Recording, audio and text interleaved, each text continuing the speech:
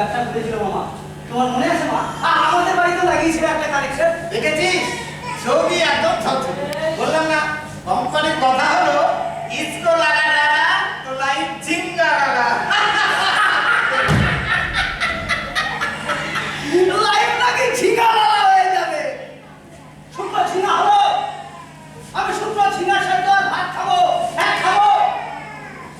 অনেক ছায়া, blouse, nightie, পাজামার কত সেলাই করো। নিজের শাড়িটা দেখো।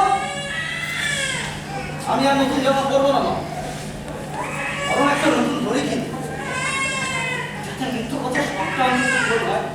বাবু, আমার কাছে 300 টাকা আছে। আর বাড়ি ভাড়া বাকি 2200 টাকা কোথা থেকে দিতে মা? ধার বাকি। আর বাবা লোন নিল, শুধু লোনের পাহাড়।